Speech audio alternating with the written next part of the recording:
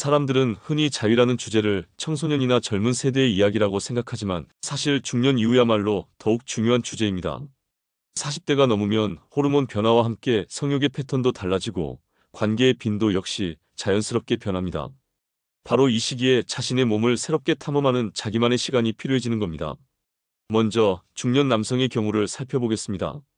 예전에는 굳이 신경 쓰지 않아도 쉽게 반응하던 몸이 어느 순간 이전만큼 민감하지 않다고 느낄 때가 오죠.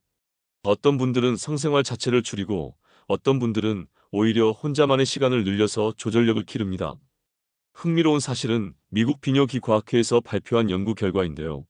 한 달에 최소 한 번 이상 사정하는 남성은 전립선암 발병 위험이 더 낮아진다는 통계가 있습니다. 이 연구는 단순히 즐거움 차원을 넘어 정기적으로 배출을 통해 전립선 건강을 관리하는 것이 실제로 의학적으로도 의미 있다는 것을 보여줍니다. 장소를 보면 남성들은 익숙하고 안전한 공간, 이를테면 침실이나 욕실에서 자위를 하는 경우가 많습니다.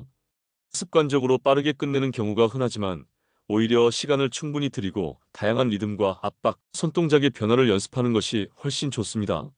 이렇게 하면 실제 관계에서 사정 조절력도 향상되고 만족도도 올라갈 수 있거든요.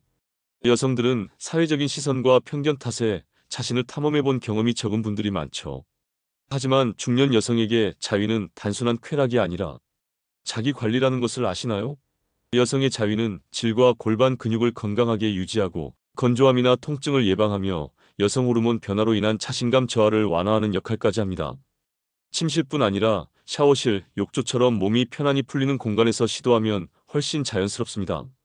손만으로도 가능하지만 부드러운 실리콘 소재의 소형, 바이브레이터나 클리토리스를 자극하는 펄스형 기구 등을 활용하면 감각이 훨씬 선명해집니다. 기구 이야기를 조금 더 해보면요. 남성에게는 단순한 손동작만이 아니라 강약과 온도를 조절할 수 있는 전용 기구나 압박을 가해주는 슬리브형 제품 등이 있습니다. 이런 제품은 단순한 쾌감뿐 아니라 자극의 패턴을 다양화해서 몸의 반응을 재훈련하는 데 도움이 됩니다.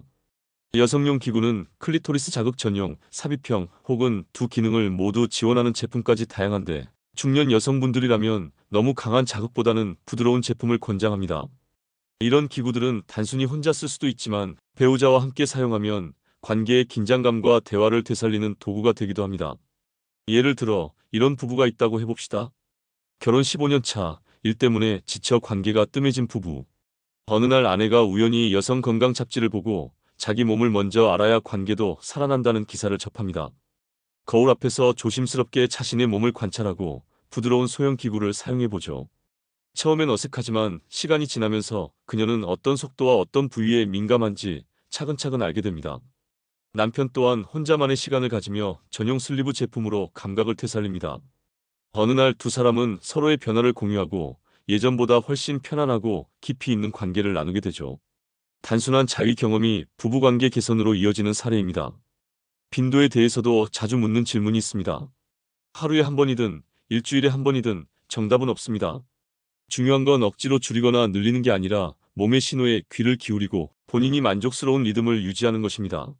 남성은 너무 오래 참기보다 규칙적인 배출로 전립선 건강을 챙기는 것이 좋고 여성은 혈류순환을 돕기 위해 꾸준히 자극을 주는 것이 좋습니다. 결국 자위는 혼자만의 즐거움이자 스스로의 몸을 이해하는 연습입니다. 나이를 먹을수록 몸은 변하지만 그 변화에 맞춰 자신을 새롭게 발견하면 오히려 더 깊은 만족과 자신감을 느낄 수 있습니다. 이 시간을 통해 자신을 사랑하는 법을 배우면 상대와의 관계도 훨씬 자연스럽고 뜨거워질 수 있습니다.